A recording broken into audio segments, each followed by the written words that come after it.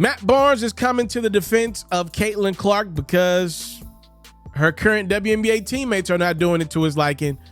Matt recently posted on his Instagram, throughout the season, Caitlin's been getting beat up, hard screens, elbows, knocked down. It is what it is. She's not the first. She won't be the last. My issue and my question is, where are her teammates at? Where are the rest of the Indiana Fever at? I've seen a couple of girls smirk when she's got knocked down, half-assed to pick her up. Like, y'all supposed to protect the asset, protect the star.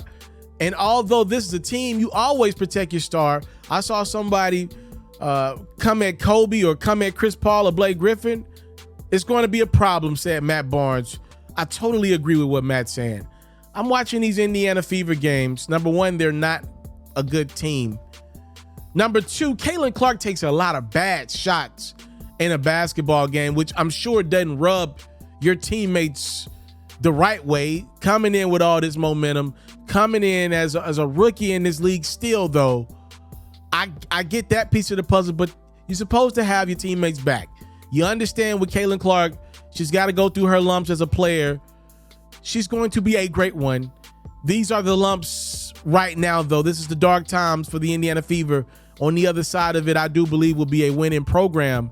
But for now, you got to be a supportive teammate. I'm looking at Aaliyah Boston, one of the best players in the country during her run at South Carolina. Came in, had a really good rookie season last year. Not off to the greatest year twos. Many would say it's because of Caitlin's implementation into the lineup. Indiana was bad last year. That's how they got the number one pick to get Caitlin. But it does look like Aaliyah has regressed. And I see her trying to pick up Caitlin, after, going into the locker room at halves. But I do believe that the WNBA needs an enforcer or 2 or 10, right? Especially the Indiana Fever. They could use 1 or 2. I agree with Matt Barnes. Here's my retort back to Matt, though, right? For those who are not familiar, I went to the Big Old Orange School in Knoxville. I am a Vol. I covered the Lady Vols my 4 years at Tennessee. For people who are also not familiar, the Women's Basketball Hall of Fame is located in Knoxville, Tennessee. I've had the privilege to interview 2 of the 5 greatest women basketball players of all time, in Candace Parker and Lisa Leslie. I got to cover games with Asia Wilson, and also at the time we thought Skylar Diggins was going to be one of the greatest ever. So to make myself clear, I've interviewed more than probably 40 women, high-level college basketball players, professional basketball players. I've interviewed a lot of women's basketball players in my lifetime. These are some of the best people in the world. People that you'll leave $1 around and come back and there'll be $2 there. I'm saying that to say the women's game doesn't breed a lot of mean people. They're competitive as hell, but not mean-spirited. What Caitlin Clark needs around her right now is some mean-spirited women that just ain't going for none of that, right? Like, the irony is the Indiana Pacers were involved in a basketball game this year, and somebody got into it with somebody on the other team. The Pacers the next day immediately went and re-signed a guy named James Johnson. If you're not familiar with who the heck James Johnson is, he literally is known as the guy you don't want to mess with in the NBA right now. He's that dude. He don't play at all no more. He's just on your bench waiting for something to pop off. There are no James Johnsons just walking around the WNBA like that.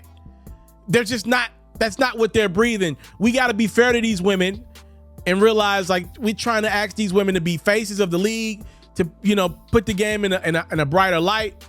You're not going to breed enforcers and women that you could expect to be the face of the league. Like, it's only been so many teams, only been so many spots. I think that's a tough ask of the ladies.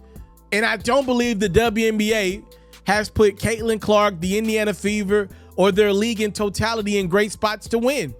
These women seem to have it out for Caitlin. It's more than just making hard basketball plays on Caitlin. They're sending a message to her. Yo, we seen you on ESPN 1,000 times a night. We didn't like it. And if you're going to become the next face of our sport, you're going to work for it. And like Matt Barnes said, he's not mad at that. He's not tripping over that. She won't be the first. She won't be the last. But there is nobody right now coming to Caitlin's defense publicly. She has no supporters right now. They are clearly not fond of Caitlin Clark right now. And her game will lead you to believe she's privileged. It's a privileged game that she plays. I'm not saying she's privileged. She said all the right things. But when you come into a league and, you know, your first few games out, you're taking 9, 10 threes a game, committing 6, 7 turnovers a game. It's not a good look. It's not a great look with all that momentum. And then the WNBA season starts like a month and a half after the ladies women's basketball season and college finished. And obviously Caitlin Clark's team made it to the finals. Like, it's not a great look.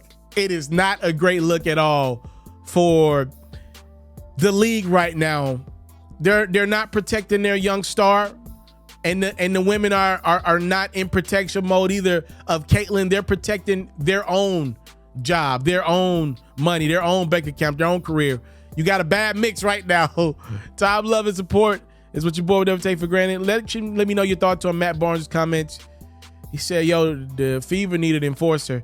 I'm looking at it as more a league-wide issue. I just don't believe the WNBA has the structure to produce that right now with only 12, 14 teams. If you are like me and love flexing your NBA knowledge, you should head over to the best place to play fantasy sports. That's Underdog Fantasy. For me, I love the pick'em game. It's super simple to play too.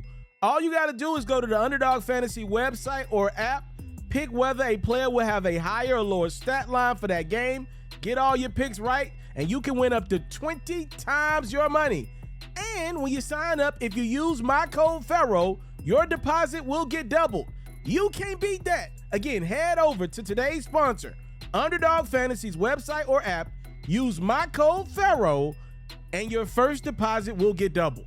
Do you want to see your favorite athlete live in action next time they're in your town? Or do you want to see your favorite artist performing in concert next time they're in a city near you? Head over to the SeatGeek website or app and use my code HoopsFerro for $20 off your first purchase. Make sure you subscribe to the It's Mr. Taliaferro YouTube channel, and hey, donate a super chat.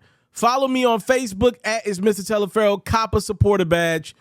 The Underdog Fantasy promo code is FERRO. The SeatGeek promo code is HoopsFerro. And follow me on Twitter at It's Mr. Ferro.